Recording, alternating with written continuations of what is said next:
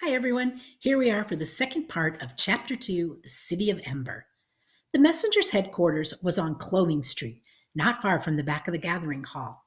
When Lynn arrived the next morning, she was greeted by Messenger Captain Alice Freely, a bony woman with pale eyes and hair the color of dust. Our new girl, said Captain Freely to the other messengers, a cluster of 9 people who smiled and nodded at Lynn. I have your jacket right here, said the captain. She handed Lynn a red jacket like the one all the messengers wore. It was only a little too large. From the clock tower of Gathering Hall came a deep, reverberating bong. 8 o'clock, cried Captain Freely. She waved a long arm. Take your stations. As the clock sounded 7 more times, the messengers scattered in all directions. The captain turned to Lynn. Your station, she said, is Garn Square. Lynn nodded and started off, but the captain caught her by the collar. I haven't told you the rules, she said. She held up a knobby finger. 1. When a customer gives you a message, repeat it back to make sure you have it right. 2. Always wear your red jacket so people can identify you. 3. Go as fast as possible. Your customers pay 20 cents for every message, no matter how far you have to take it. Lynn nodded. I always go fast, she said. 4. The captain went on. Deliver a message only to the person it is meant for and no one else. Lynn nodded again. She bounced a little on her toes, eager to get going. Captain Freely smiled. Go, she said, and Lynn was off. She felt strong and speedy and sure-footed. She glanced at her reflection as she ran past the window of a furniture repair shop. She liked the look of her long dark hair flying out behind her, her long legs in their black socks and her flapping red jacket. Her face, which had never seemed especially remarkable, looked almost beautiful because she looked so happy. As soon as she came into Garn Square, a voice cried, Messenger! Her first customer. It was old Natty Prine calling to her from the bench where he always sat. This goes to Ravenette Parsons, 18 Silverton Square, he said. Bend down. She bent down so that her ear was close to his whiskery mouth. The old man said in a slow, hoarse voice, My stove is broke. Don't come for dinner. Repeat. Lynn repeated the message. Good, said Natty Prine. He gave Lynn 20 cents, and she ran across the city to Silverton Square. There she found Ravenette Parsons also sitting on the bench, and she recited the message to him. Old turnip head, he growled. Lazy old flea face, he just doesn't like cooking. No reply. Lynn ran back to Garn Square, passing a group of believers on the way. They were standing in a circle, holding hands, singing one of their cheerful songs.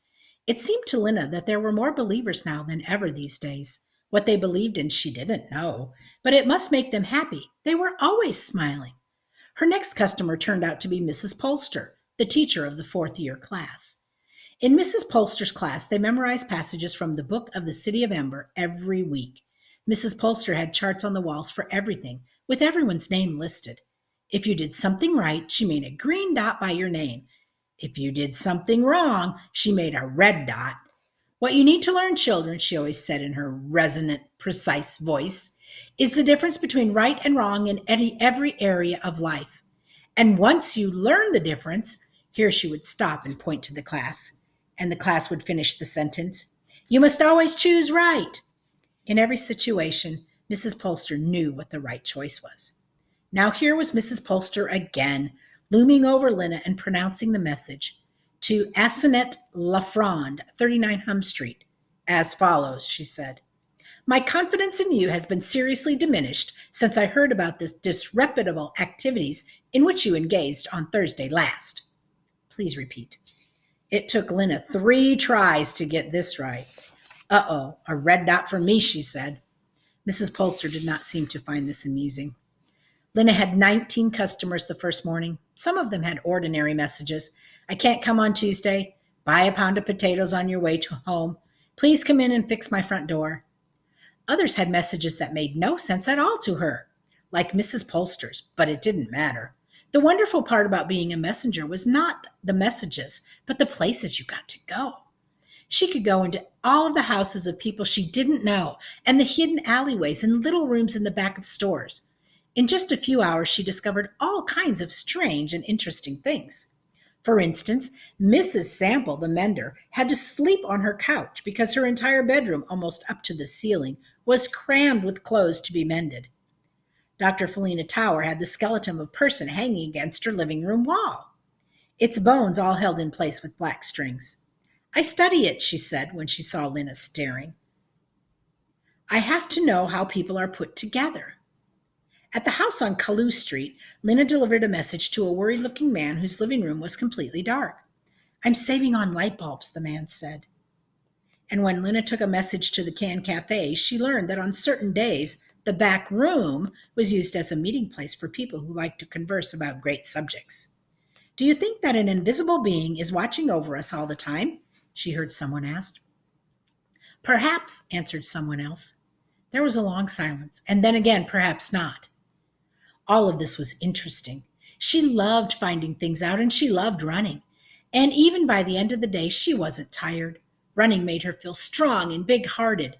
It made her love the places she ran through and the people whose messages she delivered. She wished she could bring all of them the good news they so desperately wanted to hear. Late in the afternoon, a young man came up to her walking with a sort of sideways lurch. He was an odd-looking person. He had a very long neck with a bump in the middle, and teeth so big they looked like they were trying to escape from his mouth. His black bushy hair stuck out from his head in untidy tufts. I have a message for the mayor at Gathering Hall, he said. He paused to let the importance of this be understood. The mayor, he said. Did you get that? I got it, said Lena. All right, listen carefully. Tell him, delivery at 8 from Looper. Repeat it back. Delivery at 8 from Looper, Lena repeated.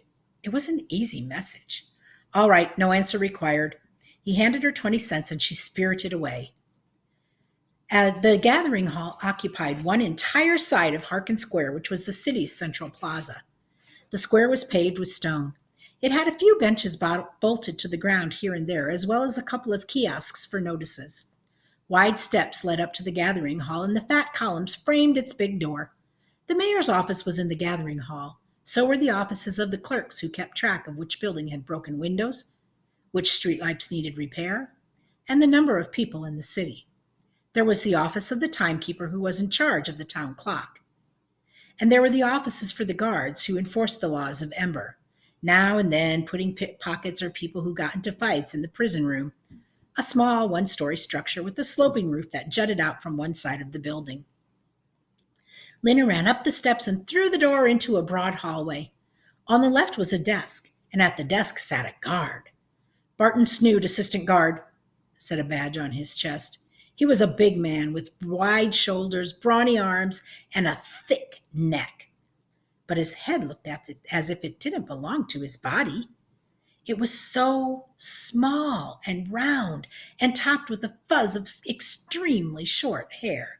His lower jaw jutted out and moved a little from side to side as if he were chewing on something. When he saw Lena, his jaw stopped moving for a moment, and his lips curled upward in a very small smile.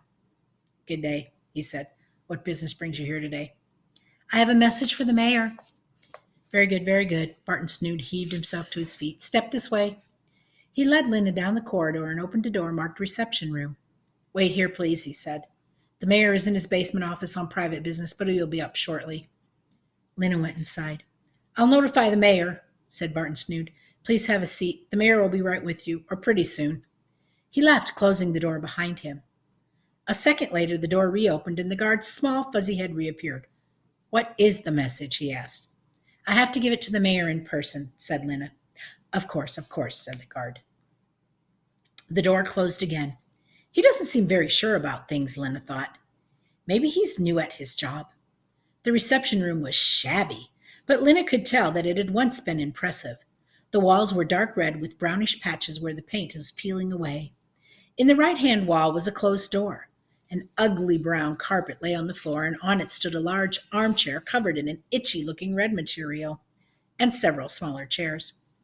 A small table held a teapot and some cups, and a larger table in the middle of the room displayed a copy of the book of the City of Ember, lying open as if someone were going to read from the beginning. Portraits of all mayors of the city since the beginning of time hung on the walls, staring solemnly from behind pieces of old window glass. Lena sat in the big armchair and waited. No one came. She got up and wandered around the room. She bent over the book of the City of Ember and read a few sentences. The citizens of Ember may not have luxuries, but the foresight of the builders who filled the storerooms at the beginning of time has ensured that they will always have enough, and enough is all that a person of wisdom needs. She flipped a few pages. The Gathering Hall clock, she read, measures the hours of night and day. It must never be allowed to run down. Without it, how would we know when to go to work and when to go to school? How would the light director know when to turn on the lights and when to turn them off again?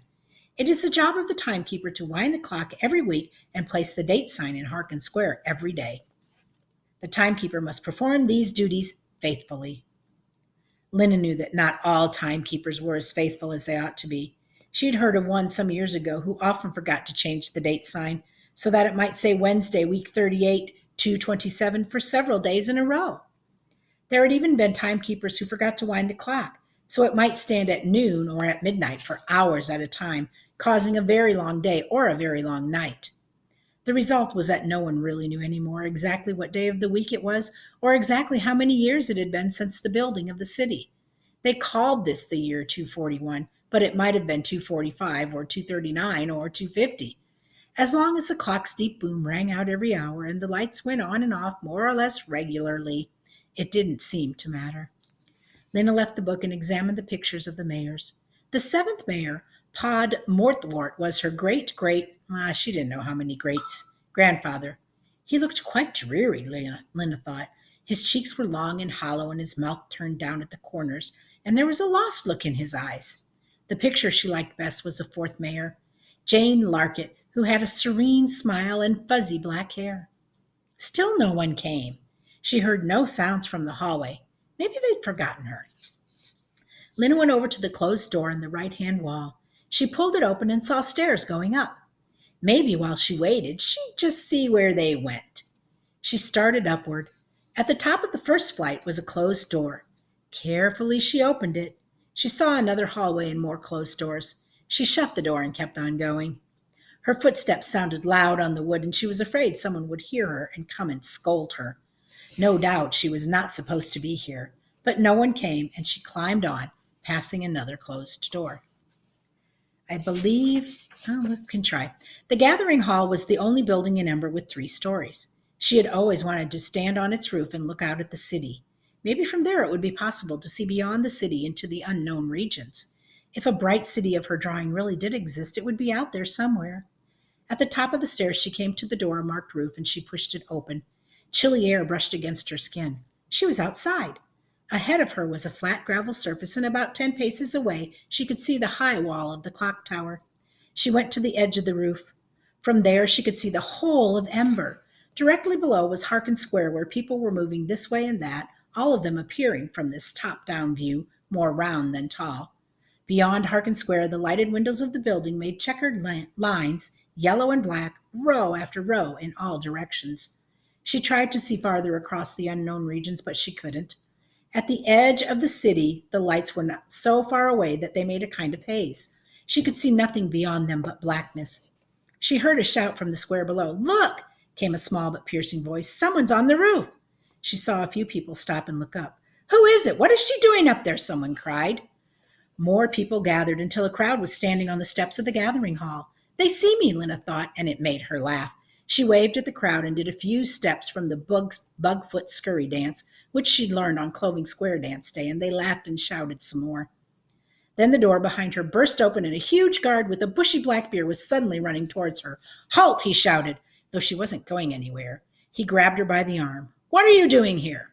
"We're going to stop there because I'm going to run out of time, and we'll start back on page 30.